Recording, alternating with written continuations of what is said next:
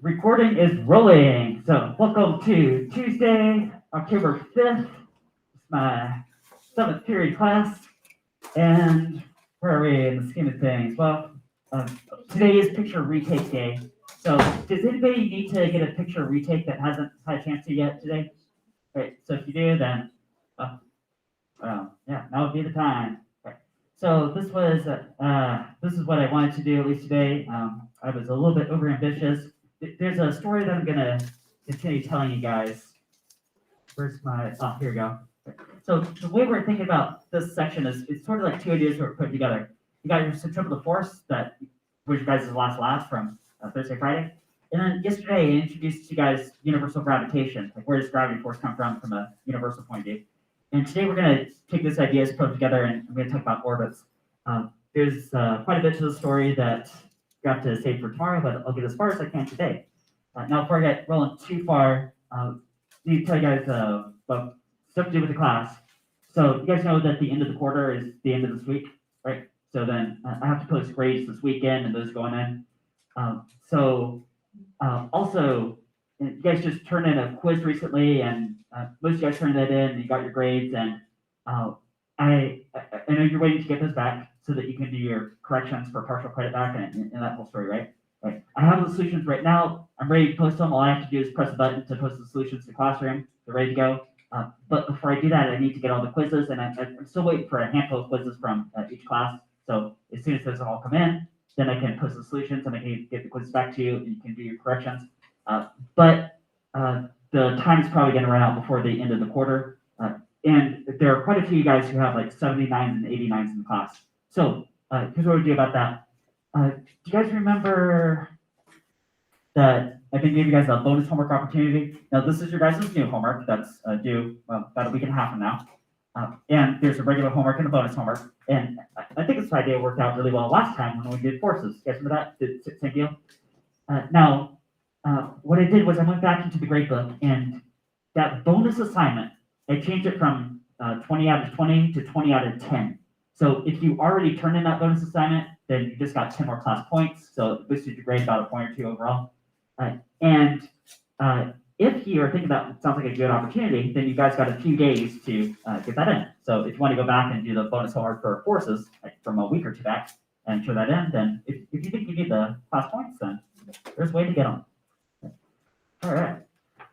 So here's the starter question. Suppose we got the moon, and the moon has this mass, this radius size, and here's the universal gravity constant I was telling you guys about yesterday. Is there enough information lying around where you could solve for what's the free fall gravity at the surface, what's the orbital speed, and what's the escape speed from the moon? There is, but actually that might not be an optimal starter question because that involves information I'm going to introduce today. I haven't even told you guys quite about orbital speed or escape speed, but that is coming up later in this class. So later in this class, we're going to answer these three questions for the moon. We'll also do it for Earth. Say like, how fast would you have to go to stay in orbit around the Earth? Something like that. So that is coming up. So hang tight. Gonna go back and fill in some. Gonna cover some notes that you guys probably already have in your notes from the tail end of yesterday. Just to bring you back into the fold. Do this a little bit faster since you guys probably already have these notes. But remember, near the end of yesterday, we were looking at, say, maybe this might be two asteroids or maybe a planet and a moon, and I'll give them these masses, capital M and lowercase m. And they're separated center to center by some distance that I'm going to call r, some center to center distance. Right? Usually r is used because sometimes r gets used for the word radius, and say if you have a moon in orbit around a planet, that would represent like a radial size, wouldn't it? Right? And because masses gravitationally attract, or at least that's the Newtonian interpretation, way to look at this, there are equal and opposite forces from gravitationally attracted. Okay? So the planet is pulling on its moon, the moon is pulling back on its planet with equal forces, opposite directions. Okay? That's Newton's third law of motion. Okay? Wait, really? Equal forces? Because the effects might be completely different, like the acceleration values, which is true, but that's also because they have different masses. What is the value of that force, that gravitational force? Well, you multiply the two masses together, so the force is directly proportional to each of the individual masses. That's consistent with Newton's second law of motion. It's inversely proportional to the square of the distances between them. Do you guys remember yesterday, I was showing you guys that candle analogy? Like if you back up 3 times far away from the candle, you catch 1/9 of the light. That follows an inverse square relationship. Here it is.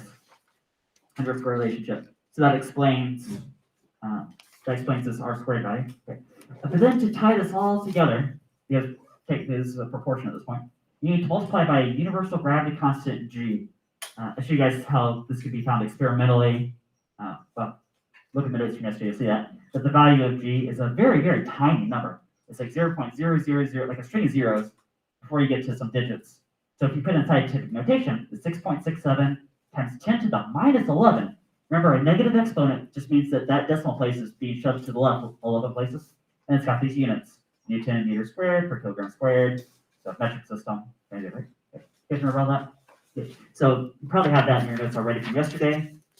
Okay. And maybe also this next page, but then we're gonna.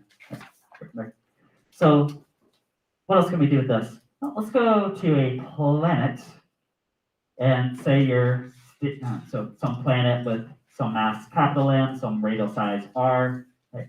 And you're standing on the surface. So sometimes I switch out lowercase r with a capital R if I'm talking about a fixed radial size, like the radial size of a planet. You have mass little m. What is your weight on this planet? Well, your weight is also the same expression as I just showed last page, gmf over r squared. So this universal gravity force you can also use to find your weight on a planet. It's the same thing. If you start thinking deeply about this, you might wonder, well, wait, hold on, how's that even possible? Like, I understand some parts, like maybe universal gravity and like your own mass. I see why that would work. But if you think deeply about this formula, you would be assuming, like if you interpret this formula, that the entire mass of the planet is located at its center mass, like right at the center. Isn't that sort of what this says? It's like, here's your point mass, here's center of mass of the Earth. Right? Here's the distance between those two, it's r. Isn't that exactly what this says? That is the assumption that we're making in this formula. So if you say it's sitting at the surface of a planet, see there's the mass of the planet is distributed over its entire volume. There's like all these grains of sand all over the place. Some are to your left, some are to your right, those cancel out. Some are further away and some are closer, but the net effect is you can assume that the entire mass of the planet is located at a single point right at the middle, and then worked out this formula works out pretty good. Now, if you combine this idea that I just boxed in here with Newton's second law of motion, which you guys have been using a lot in this class, accelerations are caused by forces acting on masses. You say, your weight is a force, your mass, well, that's just your own mass. Here's Newton's second law of motion. Put these two ideas together, and I can say a very special kind of acceleration called free fall gravity at the surface of this planet is, well, it is this expression just divided by the mass of what is accelerating, what is in free fall. So it looks like this, gm over r squared. And now you guys have an expression to find what is the free fall gravity at the surface of any planet, if you know the mass of the planet and the radial size, something like that. Okay? Yeah. Is there any specific reason that you put radius as a capital R? Yeah, so sometimes I use a capital R if I'm talking about a fixed value. So I try to stick to this convention. Like lowercase r might be a general radial value or variable radius. Okay. If I switch to capital R, sometimes I just do it without really thinking, and sometimes, yeah, but this is what I try to do for like a fixed value. Yeah, like a planet size or something like that. Okay, so side note there. That's a good question. All right, so great, we got all this going on. I wonder how this is going to relate to orbits, because I said it's going to tie this to orbits somehow. So let's bring in your guys' lab from last week and this gravitation stuff and put 2 and 2 together. So Isaac Newton was thinking about this back in the day. I've got a thought experiment called Newton's Cannon. And Isaac Newton was thinking this. Say, well, what if you had a planet and with a really tall mountain, a mountain that was so tall that it actually went above the atmosphere. This is what Isaac Newton was thinking about when he was watching the moon revolve around the earth, which everybody knew the moon revolved around the earth. But then Isaac Newton did something else that no one else had done before. He looked out and he saw an apple fall from a tree and realized that there was a connection between the two. The moon spinning around the earth and the apple falling from the tree. He said, I think there's probably some gravity force that can explain each of those. It's actually the same physical phenomenon. And then he came up with this idea. What if I have this mountain that goes above the atmosphere? Side note here, I like to go on all these side stories because it's good for general education. You guys ever heard if the earth was the size of a basketball and you covered that basketball in plastic wrap, that plastic wrap would be about the thickness of our atmosphere? So there you go. That's not very thick in the big scheme of things. I'm going to blast a cannonball horizontally. Blast a cannonball horizontally. Okay, now.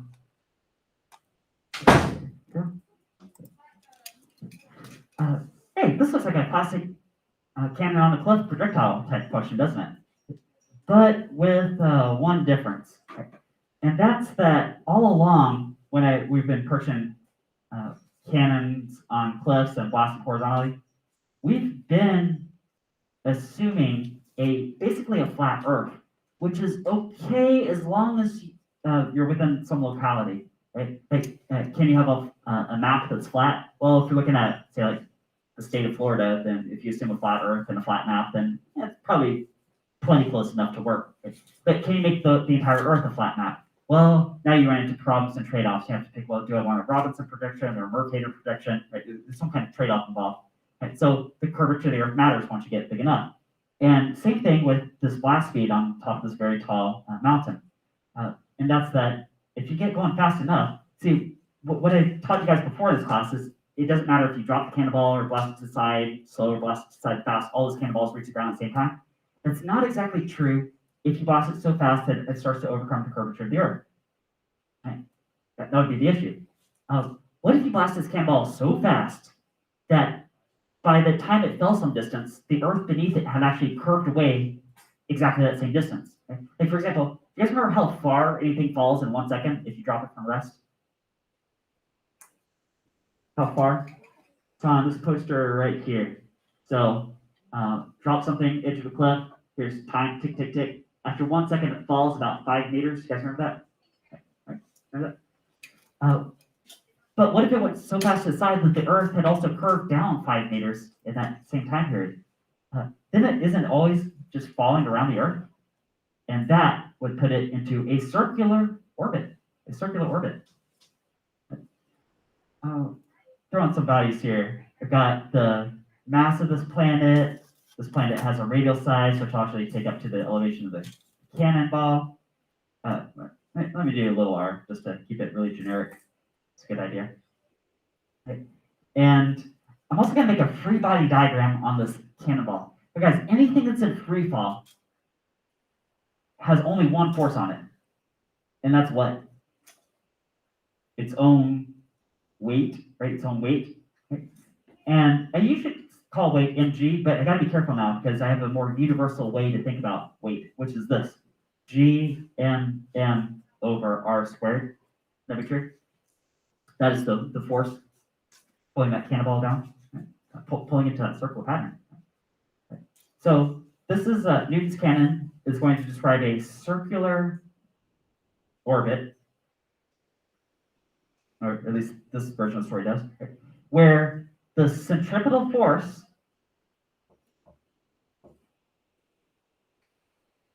is provided by the weight of whatever's orbiting it. In this case, a cannonball. But you guys do see where the story's going. This is eventually going to turn into a satellite. You guys see that? Maybe like the International Space Station.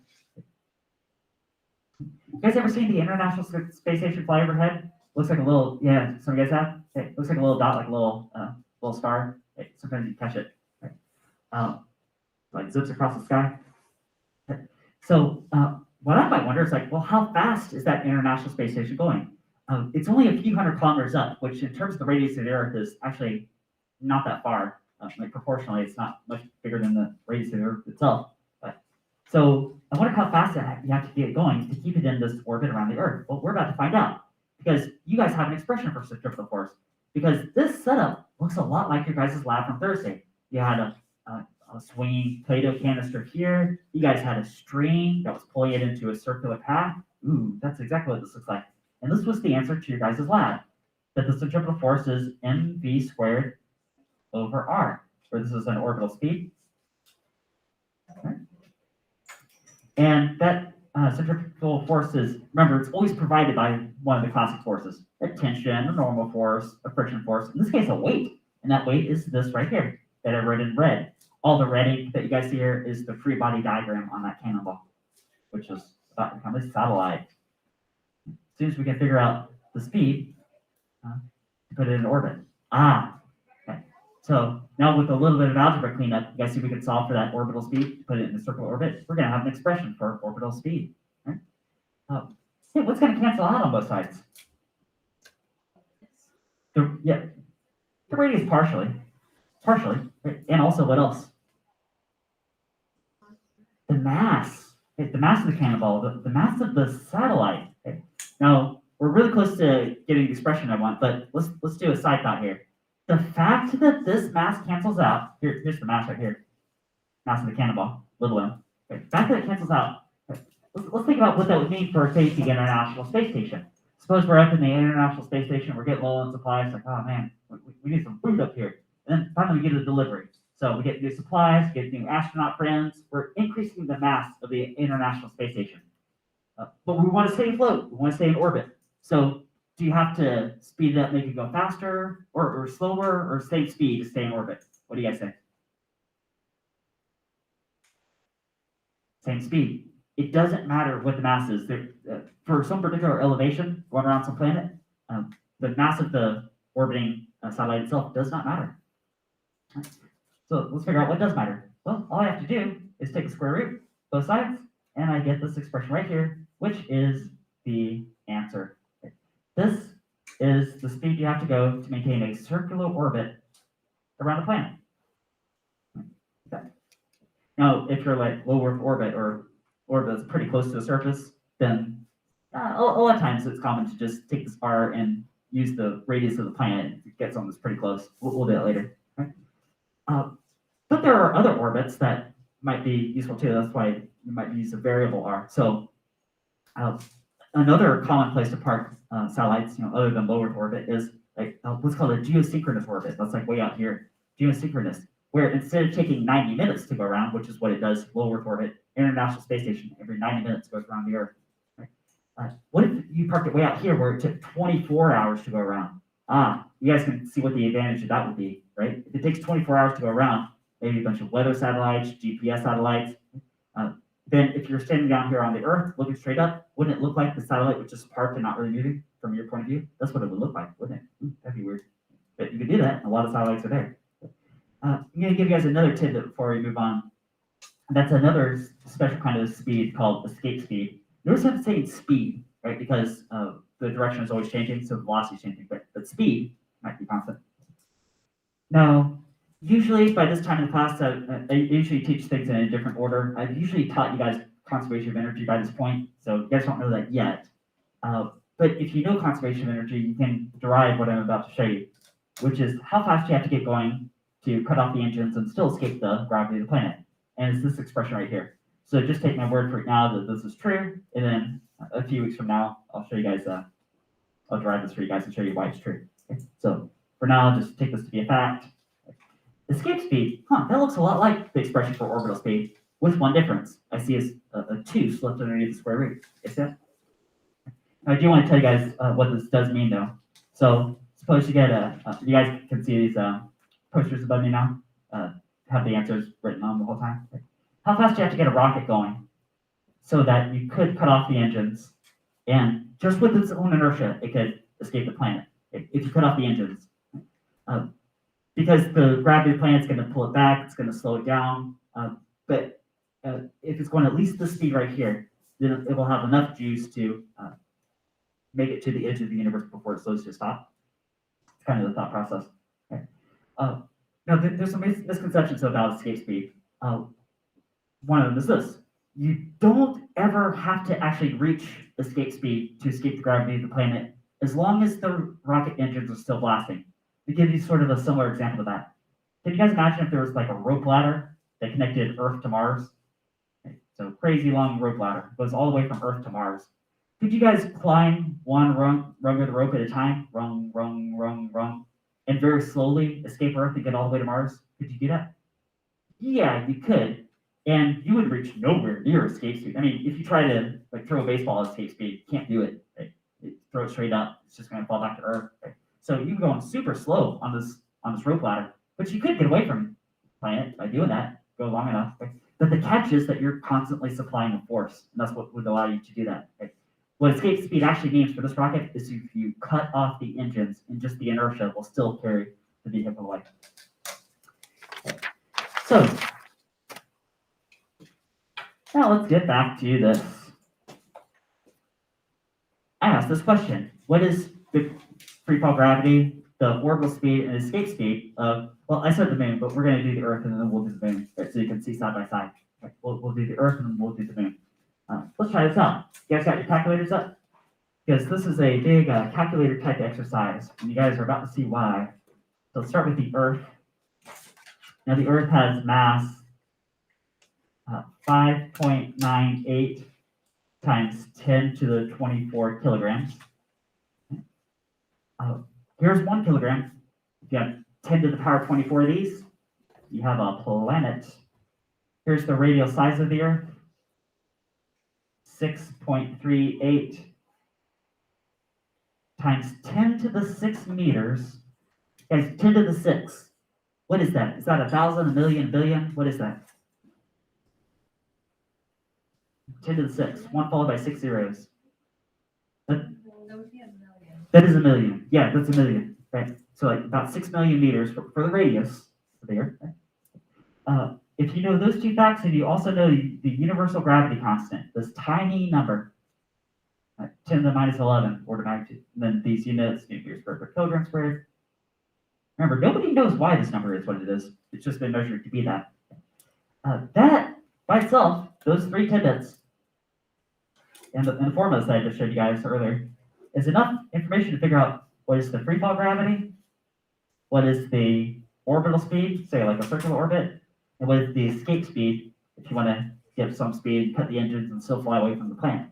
We're about to do all 3 of those. Let's start with what's the free fall gravity. So, show you guys the formulas that we're going to work with. I'll flash this up here real fast. Okay. Here's the last couple pages of notes. Okay.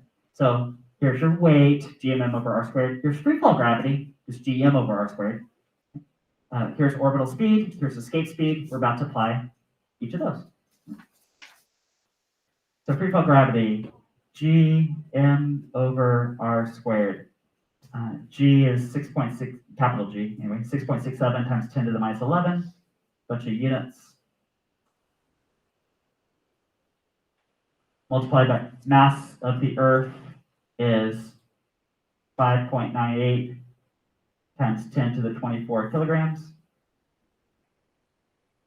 Radial size of the Earth is 6.38 million meters. Don't forget to square that value. Now, part of the trick this week and next week is seeing if you can correctly communicate to the calculator what you're trying to say. Because I've got scientific notation all over the place, I got things grouped, I got fractions, I got things being squared. And then for these other questions, we're doing a few minutes, there's even square roots involved. So can you communicate this to a calculator? There's different ways to do it. You can chuck it down into smaller parts if you have to. I'm going to show you how to do this all in one entry. So open parentheses, 6.67 times 10 to the minus 11. Already I've run into one issue I see students run into. So on this model calculator, which you all have on your desks, there's actually 2 minus keys, and they mean different things. The one on the right side is a subtraction function. The one on the bottom in parentheses is a negative key, and that's the one you have to use for, well, like right here, make love. If you use the other one, then the calculator gets confused. 5.98 times 10 to the 24, close, divide by, open. 6.38 times 10 to the power 6, close, square. So I'm squaring this whole expression. Oh, I meant to ask you guys. Here, I'll cover that up. No, clear. Scroll up. Okay, so I've got that whole entry that I just did. When I hit enter, you guys know what number should pop up on the screen. What number has to pop up on the screen? What's the value of lowercase g, surface of Earth? Yeah, about 9.8 or 10 meters per second squared. Okay, let's see. 9.799. Ooh, nailed it. 9.8 meters per second squared. Okay. I wanted to start with that one because that was one that you guys already know the value of. It's been incorporated in your guys' labs and stuff. Let's figure out these other values. What's escape speed and orbital speed first? So orbital speed is the square root of gm on r. Okay. Now, I'm not going to write out all the numbers, but I'll put this in the calculator. Okay. Also, I'll give you guys a heads up here. I'm going to enter this into the calculator incorrectly. I'm doing this intentionally because I want to make sure that there's a certain mistake that I see commonly made that you guys know to look for it. So I got a square root, so a second square root. Okay, great. I've opened up the square root. I want to take the square root of all this stuff. Now all you need to do is plug in these numbers.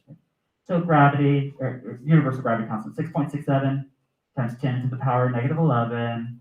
I got the mass of the Earth, 5.98 times 10 to the power 24. All divided by radius size of Earth, 6.38 times 10 to the power 6. I close that. La-di-da, hit enter, and 7.65 times 10 to the 12 meters per second. The speed of light is 3 times 10 to the 8 meters per second. This is way faster than the speed of light. That didn't sound right. Okay. So, how do they punch this into the calculator incorrectly? And the answer is, well, sort of already on the screen. What's wrong with the way I entered that? Anybody know?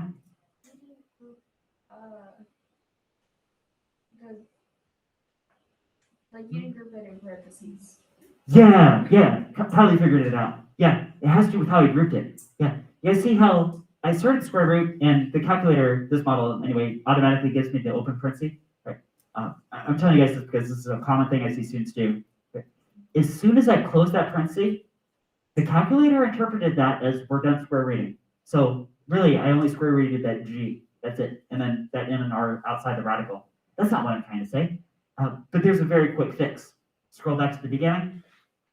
So, if only I grouped everything underneath the radical. How can I do that really fast? There's a fast way. You guys see at the top, this delete key? All right, don't hit that yet, but hit second first. Hit second, and then now you hit insert. Second insert. You guys see that? Now you can just do a bunch of open parentheses. Now, that's way too many open parentheses, but that's okay, because this model calculator also automatically closes them. So it's going to group everything on the inside. That number is, that's the answer. 7,907 meters per second. Okay. So if you get up in low Earth orbit, that's like International Space Station is going this fast relative to the ground to stay in pretty much a circular orbit. This is how fast International Space Station is going, or at least that fast. Okay. And then escape speed. Now, remember, this is one that I haven't told you guys where this comes from yet. Do that in a few weeks, but it looks very similar to orbital speed, doesn't it? Except for there's a 2 slipped underneath the square root. Hey, do you think I could go from orbital speed to escape speed really fast just by multiplying by the square root of 2? You guys see that? But this, just multiply by the square root of 2. So I'm going to take my orbital speed to say times the square root of 2. That's a quick way to do it. Of course, you could if you want to punch in all the numbers again, but you'd still get this number, 11,180 some meters per second. Okay. Remember what this means. This is if you aim the rocket straight up. Let's say you're above all the air drag. You aim the rocket straight away from the Earth, and you get going this fast. Now you can cut the engines, and that rocket will escape the gravity of Earth. Get away. Good so far? Okay, so let's do the same exercise, like all this stuff, but for the moon. Okay, gonna go a little faster on this too. So just a little bit more practice, a little bit more calculator practice. The mass of the moon is 7.35 times 10 to the 22 kilograms. Oh, pause right here. I mean, there's always little side notes that I want to make and points I want to make. So if you look, compare these numbers. Right? Here's the mass of the moon. Here's the mass of the Earth. Right? We're just going to compare those two numbers. Right? Now, starting off, the digits look pretty similar to each other. 7 point something. This number is, well, pretty much 6, isn't it? Right? So 6 versus 7, that's almost the same number, isn't it? Right? So that's not very different. Right? So the difference in the masses is really the order of magnitude. Right? 10 to the 22 versus 10 to the 24. Based on that, where I'm leading you guys with this, how much more massive is the Earth compared to the moon? How many times more massive? 100 or 1,000? 100. Yeah, because see, it's 2 decimal places, like 22 zeros versus 24 zeros. Yeah, that's 100 times more massive. Exactly. Okay. The Earth is about 100 times more massive than the moon. Radial size of the moon is 1.74 million meters. Now, I remember that the Earth also had a radial size that was same order of magnitude. Interesting. It was also millions of meters. So, like if you looked at the Earth and the moon would obviously be smaller, but kind of similar size. But mass, in terms of mass, it's 100 times different. Gravity, universal gravity constant. So this gravity constant appears to be uniform everywhere in the universe. 6.67 times 10 to the minus 11 Newton meters squared per kilogram squared. Same 3 questions as before. What's the free fall gravity? What's the orbital speed? And what's the escape speed? Gotta figure those out. So we're on one of the Apollo missions. Let's say it's back in the 1970s, and we're running back to the moon and back. Usually they'd have a couple of astronauts running down on the moon surface. I wonder what gravity field those astronauts felt. Well, that's your GM over R squared. I'll just punch this number straight to the calculator. So here's your G, 6.67 times 10 to the negative 11. Here's your M, 7.35 by 10 to the power 22, all divided by open parenthesis, 1.74 by 10 to the power 6 close square. And square that whole group. Now, I remember that this number for Earth came out to 9.8 meters per second squared. So for the moon, it definitely better be smaller than that. Let's see if it is. Yep, 1.62 meters per second squared. That looks right. The moon has about 1/6 of Earth's gravity. If you were on the moon, you would weigh 1/6 of what you do here on Earth. What is the orbital speed on the moon? Well, the expression goes G/m on R. So back to our Apollo story, Apollo mission. Got a couple of astronauts running down on the surface, and they're experiencing 1/6 of Earth's gravity. But then there's one guy in a space vehicle that's orbiting the moon. How fast is that guy going relative to the lunar surface? Well, we're gonna do square root. And now here's where, gotta be careful. I remember what happened last time. I better open up excess parentheses, make sure I'm grouping all this underneath the radical. Universal constant, 6.67 by 10 to the power negative 11. Close open. 7.35 by 10 to the power 22 for the mass of the moon. Close, divide by, open, radial size 1.74 by 10 to the power 6. Now all these numbers are grouped underneath the radical. This is going to come out to, yeah, that's right, 1,679 meters per second. So the guy in the craft above the moon, orbiting the moon, was going about this speed to stay in pretty well a circular orbit around the moon. There's one last leg of the story. So the astronauts on the moon get back in their vehicle, launch back up to meet the guy in orbit, and they all get back together and they decide, we're ready to go back to Earth. So we're going to fire up the engines and we're going to go up to, what speed do we have to get up to make sure that we can break the gravity of the moon and head on back to Earth? Well, here's the expression. And remember what we did before. That's just the same thing as the square root of 2 times orbital velocity. That's like the fast way to do it. So, hey, I can just take this answer and multiply by the square root of 2 and get the answer very quickly. So why not? Okay. This speed right here. meters per second.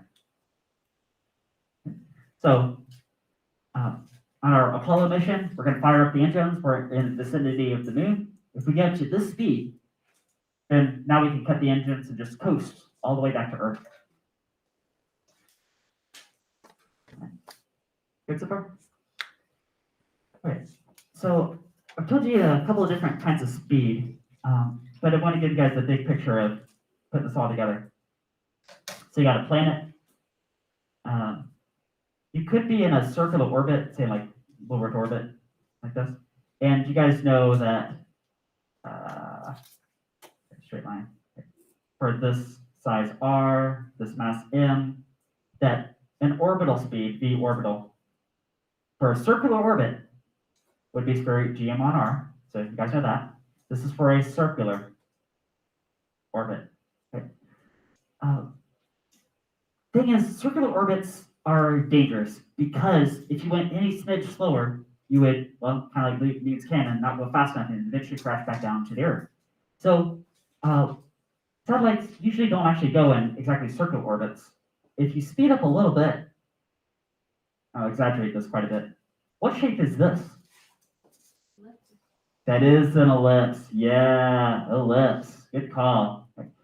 Tomorrow I'll tell you guys about Kepler's laws of planetary motion. Kepler actually predates Isaac Newton, and Kepler figured out somehow, well, take a story tomorrow, that planets actually move in ellipses around their parent stars because their circle would be a very fragile shape. It's not a very elongated ellipse, unless it's like a comet, but yeah, this would be an elliptical orbit. Now, this would be a speed that is somewhere between the circular speed, I'll call it v orb, like orbital speed, and escape speed.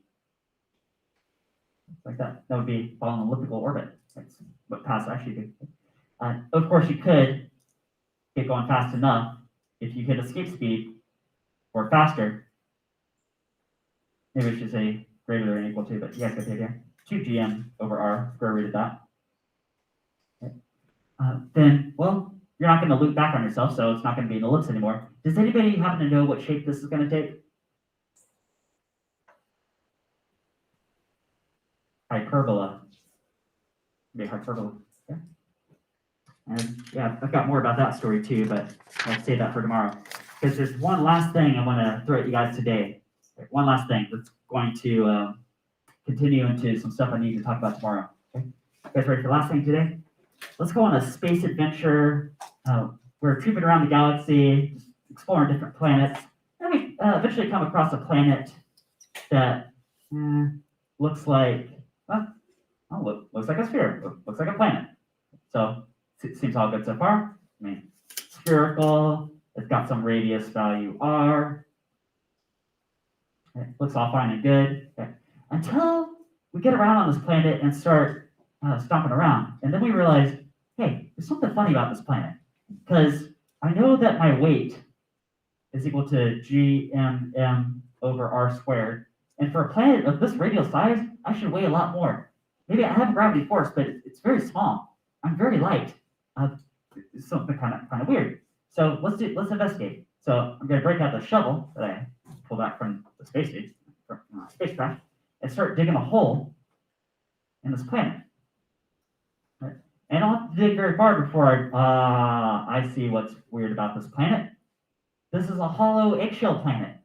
That's what I'll call this slide of notes. A hollow eggshell planet. And yeah, I could keep walking around on the outside, and I could still use this gmm over r squared, where the mass of this, well, I guess it's an eggshell, really, is how the mass is distributed, but I can pretend it's all located at the center, some mass m, and this still works to get me a fine weight. But I want to know what happens if I jump in that hole. So let's do that. Let's jump inside that hole. Let's look at this dashed line, like the diameter that goes straight through the center of the sphere. Okay, that right there. Let's say one way or another, you end up on exactly this point right here, exactly on that point. Okay, where you're like 3/4 from the left side or 1/4 from the right side. You guys see that? Right. The diameter. And mark out those distances. So I'll call this distance x, And well, if you're 3/4 way over, I guess would be 3x, wouldn't it? So 3x and x, guess that? Second? Okay. I wonder which way you would be pulled gravitationally. Right? Like, you might, and I'll start to approach this with maybe like a cone shape. So what if I make this cone? It goes in both directions, left and right. Right. So you might argue maybe you'd be gravitationally attracted to the right overall because you're closer to it, right? Like you're 3 times closer to the right than the left. But then you think, well, hold on a minute. I know that the left side, there's a lot more mass. There's a lot more mass over here. Right? And all the up-down stuff roughly cancels out, so not worried so much about that. But there's definitely more mass to the left, but you're closer to the right. So I wonder which side is going to win. Right? I mean, there's 3 possibilities. Either you're attracted to the right, you're attracted to the left, or maybe somehow it all cancels out. That's what we're investigating, and we're going to navigate this formula to figure that out.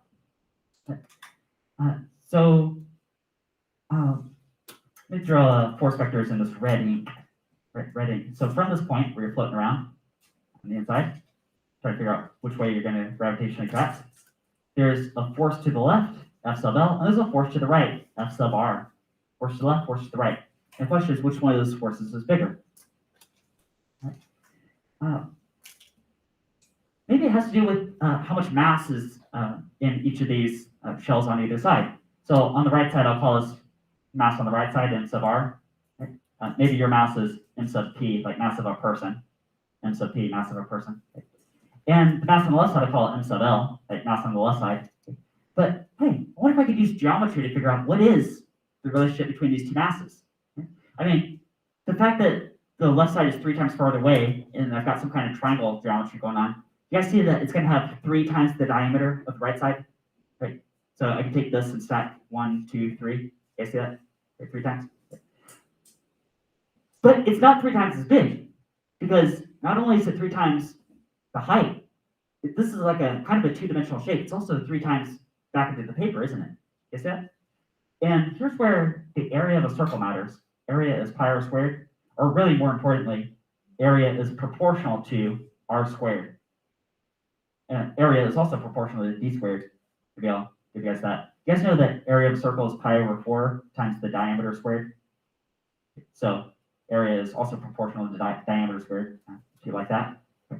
The fact that this circle on the left side has 3 times the diameter of the circle on the right side means it has how many times the area? What's a factor of 3 squared?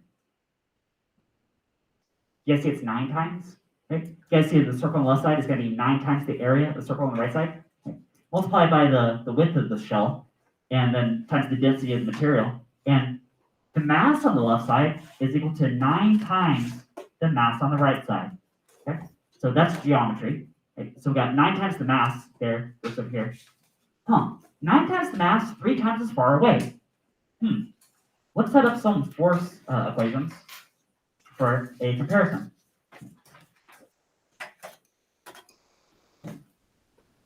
We're about to find out which way you're going to be pulled. Some of you guys might see it already.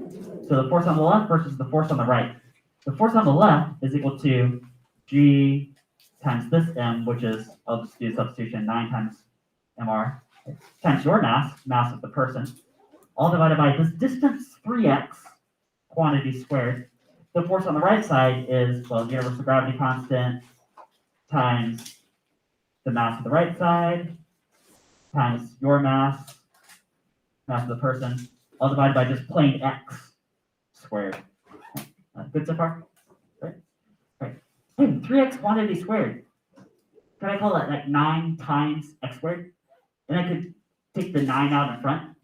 I've also got a 9 up here that I could pull out in front. So that'd be 9 out front here, 9 out front here. I'm left with a G, MR, MP over x squared. Over here I have G, MR, MP over x squared. Oh! So which force is bigger? They're equal. They are. They're equal. Yeah. Right. Now here's why that's significant. What that means is that inside this planet, this hollow eggshell planet, inside is a gravity-free zone. Once you hop in this hole, gravity just like disappears. Everything cancels out. And the reason that's going to help us out tomorrow when I continue the story is I'm going to ask, well, what happens if you tunnel down into a solid planet, like something like Earth, as you go down? So the free fall gravity, 9.8 meters per second squared, that's going to change, but how's that going to change?